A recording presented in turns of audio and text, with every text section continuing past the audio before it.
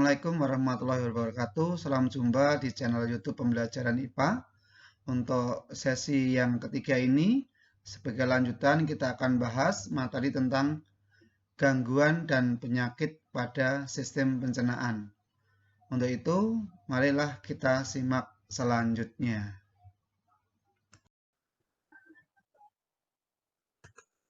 Yang terakhir, kita akan bahas gangguan pada sistem pencernaan.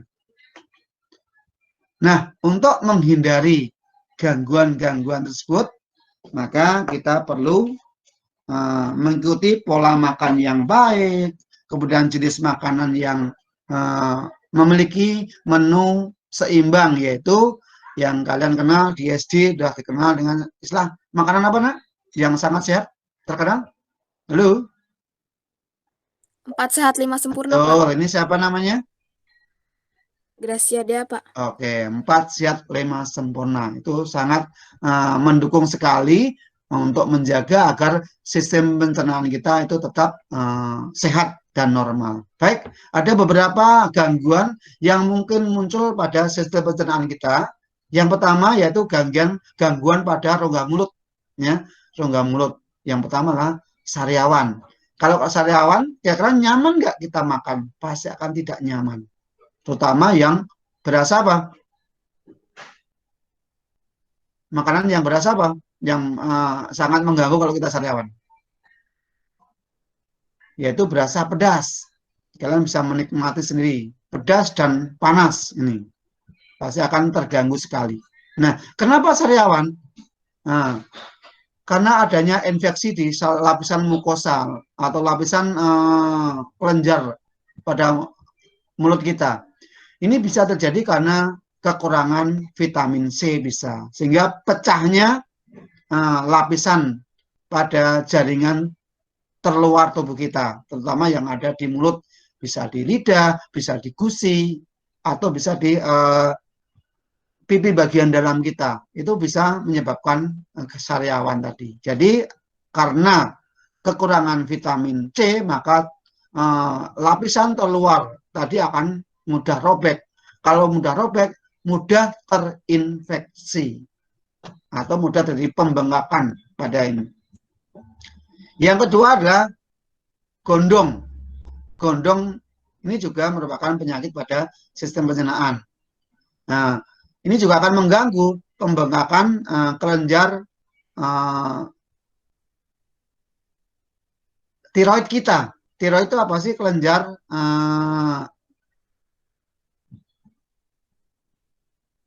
apa ini namanya? Kelenjar anak gondok namanya. Kelenjar gondok kita, maaf, kelenjar gondok. Nah, kenapa dia bisa membengkak atau terjadi pembengkakan? Biasanya karena kekurangan garam apa? Garam apa? Yodium, Pak. Ya, garam yodium. Ini. Nah, sumbernya kita bisa tahu sebenarnya garam yodium itu bisa dari garam dapur bisa, makanan dari laut yang kamu kenal dengan seafood itu sumber dari garam yodium. Nah, bagaimana caranya? Nah, kalau udah membengkak, ya kita harus usaha kuratif kita penyelesaian dengan cara apa? Biasanya dioperasi. Nah, untuk mencegahnya ya kita harus sering mengkonsumsi garam yodium dalam jumlah yang cukup. Tidak banyak tapi harus ada. Kemudian yang berikutnya yaitu gangguan di lambung. Yang pertama yaitu MAH. Mungkin nggak asing lagi kalian. Kalau MAH, gejala apa yang sering dirasakan? Yang paling mudah di kita amati? Gejala apa, Nak, kalau MAH?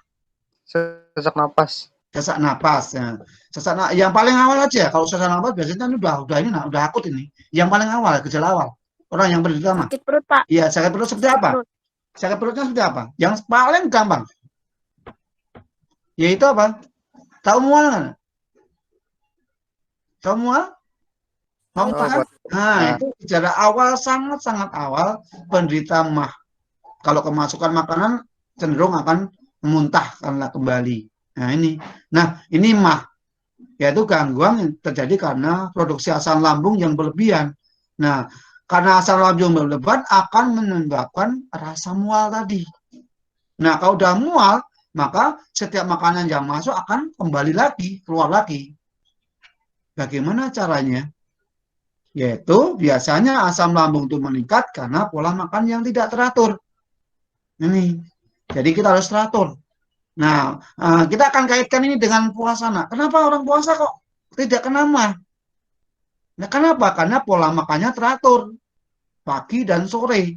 Nah, yang ya teratur ini yang berbahaya. Tadinya pagi, siang, setengah sore, malam makan, sekarang pagi baru sorenya makan. Nah, ini yang bahaya kayak gini. Tapi kalau yang puasa itu terhindar dari situ apa? Karena teratur.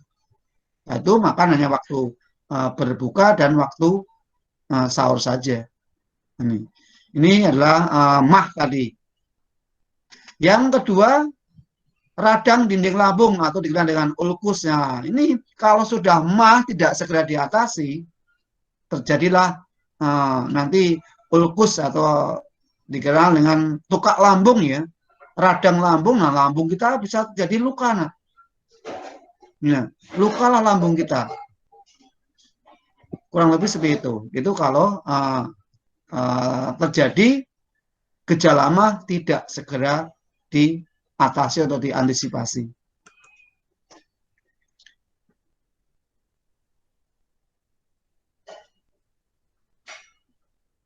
Yang berikutnya gangguan pada usus. Ya, pada usus. Yang pertama adalah sembelit atau konstipasi atau kamu kenal dengan susah buang air besar. Gangguan ini karena apa? Usus besar tadi penyerapan air yang tinggi. Jadi sisa pencernaan itu diserap airnya banyak sekali. Akibatnya sisanya menjadi keras. Fasesnya menjadi keras, tinja menjadi keras. Untuk menghindari gangguan tersebut dilakukan dengan makan makanan yang banyak berserat. Dari mana? Sayur-sayuran dan buah-buahan. Nah, dengan makan sayuran dan buah-buahan, insya Allah kita tidak akan mengalami yang disebut dengan konstipasi atau sembelit. Buah yang sangat identik dengan obat ini apa? Halo? Ada yang bisa menjawab? Yang sangat identik untuk menghindari apa atau bahkan untuk mengobati penderita sembelit apa? Buah. Sangat murah, yaitu pepaya. Kemudian yang kedua ini kebalikannya, diare. Kalau diare terjadi akibat iritasi pada lapisan mukosa, ya, sehingga nanti terganggu proses penyerapan air. Akibatnya sisa pencernaan menjadi encer. Nah, apa yang terjadi? Yaitu akan mengalami yang dinamakan buang-buang air atau mencret. Nah, ini sebenarnya kenapa? Karena infeksi juga bisa. Nah, akibat infeksi terganggulah proses penyerapan airnya. Karena terganggu penyerapan airnya, terjadilah diare tadi. Dengan gejala sisa pencernaan berupa cairan yang encer. Kemudian yang berikutnya yaitu usus buntu atau apendiksitis. Apendiksitis adalah terjadinya peradangan pada bagian usus buntu tadi, yang bagian awal usus besar tadi, karena kemasukan benda-benda yang terbawa bersama makanan dan tidak tercerna. Seperti apa dia? Bisa kerikil, bisa biji-bijian yang tidak tercerna, itu nanti akan nyangkut di umbai cacing atau apendik, sehingga tidak bisa ikut terbawa keluar bersama kotoran kita. Karena dia menumpuk di sana, terjadi gesekan, memungkinkan terjadinya infeksi. Nah, infeksinya pada usus buntu tadi dikenal dengan apendiksitis. Yang infeksi namanya apendiks, tapi peristiwanya namanya gejala penyakitnya namanya apendiksitis. Kemudian yang terakhir mungkin ini tambahan, kalian kenal ambeien. Ambeien adalah atau wasir. Ini merupakan tidak ada dalam tayangan ini, perlu saya tambahkan. Ambeien adalah peristiwa pembuluh darah balik pada anus atau pembuangan sisa pencernaan. Akibat pelebaran tadi akan menghambat keluarnya sisa pencernaan atau kotoran kita. Nah, kalau sampai itu terjadi dan dipaksakan, nanti pembuluh darah itu bisa pecah sehingga nanti kita akan mengalami buang air bersama dengan darah tadi. Kalau sudah kronis ambeyennya. Jadi tidak ada dalam tayangan ini, ya. Ambeien adalah pelebaran pembuluh darah balik pada anus yang akan menghambat keluarnya sisa pencernaan ketika kita mau buang air. Nah, kalau nanti dipaksakan, nanti akan bisa menyebabkannya pecahnya pembuluh darah pada bagian anus tadi. Itu anak-anak mengenai gangguan pada sistem pencernaan tubuh kita. Kesimpulannya apa? Nah, kita bisa lihat di sini.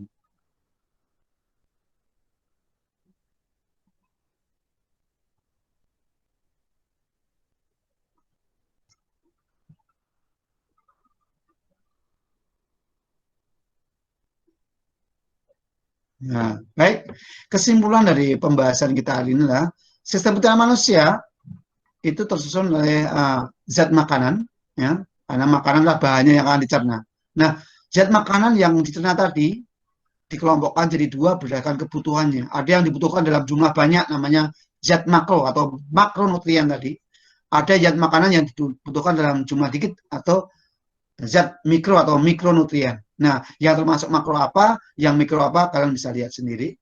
Kemudian komponen sistem pencernaan kita itu ada mulut, kerongkongan, lambung, usus halus, usus besar, dan yang terakhir adalah anus. Nah, di samping sistem pencernaan tadi ternyata ada organ-organ pendukung atau aksesoris. Nah, istilahnya aksesoris, ya, organ aksesoris pencernaan, yaitu kelenjar ludah yang ada di rongga mulut, pankreas yang ada di usus 12 jari, hati yang ada di usus 12 jari, kantong empedu yang asal di usus 12 jari. Nah, masing-masing punya perannya sendiri-sendiri. Demikianlah rangkaian penjelasan bahasan bersama mengenai bab 4 tentang sistem pencernaan. Bapak berharap kalian tidak puas dengan apa yang telah kita bahas bersama. Teruslah gali ilmu dengan mencari referensi yang lebih jauh, yang lebih luas, sehingga akan memperbanyak pengetahuan kalian yang nantinya akan sangat berbunga dalam kehidupan kita di masa datang. Kurang lebihnya mohon maaf. Demikian saya akhiri. Wassalamualaikum warahmatullahi wabarakatuh.